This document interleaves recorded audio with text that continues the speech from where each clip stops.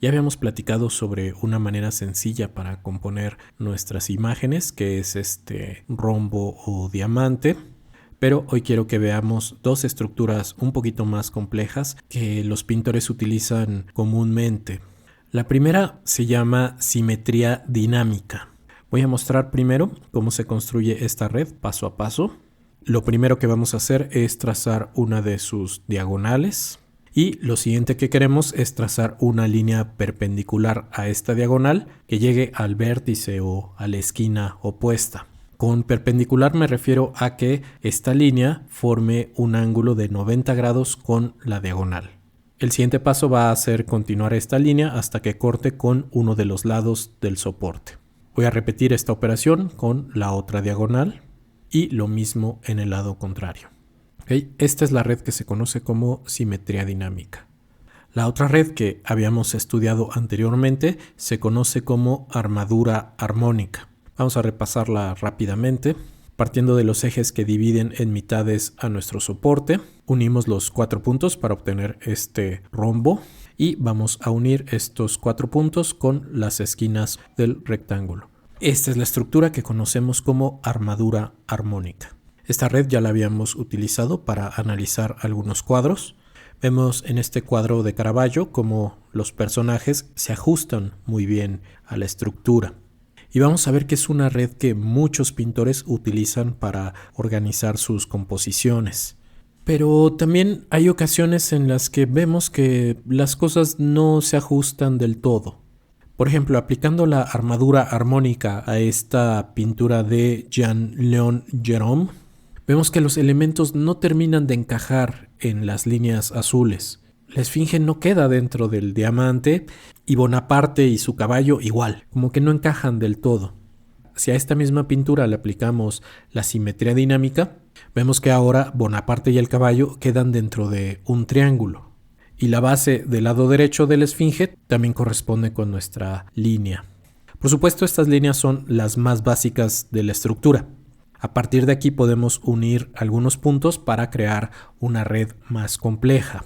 Así, por ejemplo, si trazo una línea vertical en donde se cruzan las diagonales con estas líneas auxiliares que trazamos y después trazamos líneas desde la base del rectángulo hacia este nuevo punto, obtenemos un triángulo en el que la esfinge encaja perfectamente. Por lo general, los pintores parten de estructuras bastante sencillas. Tampoco se trata de llenar el bastidor de líneas y líneas y que todo encaje perfectamente. Estas líneas son simplemente guías que nos ayudan a acomodar los elementos de la composición. No quiere decir que todo tenga que ajustar a un eje y quedar geométricamente definido. Ese sería un ejemplo del uso de la simetría dinámica. Ahora, volvamos un momento a nuestra armadura armónica. Si a partir de los puntos donde se cruza el diamante rojo con las líneas azules trazamos líneas verticales, esto nos va a dividir el rectángulo en 3 partes iguales. Por supuesto, esto lo puedo hacer también en sentido horizontal, trazando líneas donde el rombo rojo cruza con la línea verde. Esto es lo que comúnmente se llama regla de tercios. Por supuesto, en la armadura armónica unimos los vértices del rectángulo con las líneas que dividen al soporte a la mitad.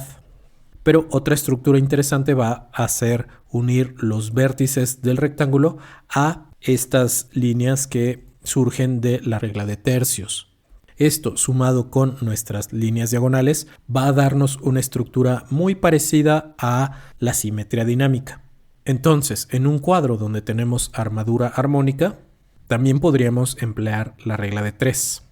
Por ejemplo, aquí en las meninas, al dividir el soporte en tercios y al unir cada punto con los vértices del cuadro, obtenemos una serie de triángulos que coinciden con los elementos de la composición.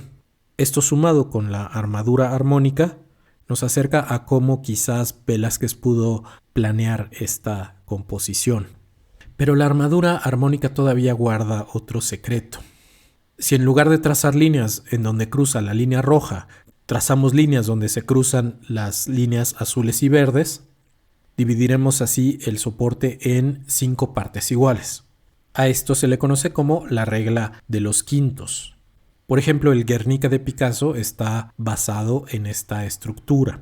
Por supuesto, Picasso utilizó una estructura todavía un poquito más compleja que combina esta regla de quintos con sección áurea, pero podemos dejar esa explicación para otra ocasión. En resumen, el día de hoy vimos dos estructuras: la simetría dinámica, que surge de trazar una línea perpendicular a la diagonal de nuestro soporte, y repasamos la armadura armónica, a partir de la cual surge la regla de tercios y la regla de quintos, que simplemente son formas de segmentar aún más esta red y que con esto podemos ampliar las posibilidades de nuestra armadura armónica. Eso sería todo por esta ocasión. Nos vemos en la próxima clase. Gracias.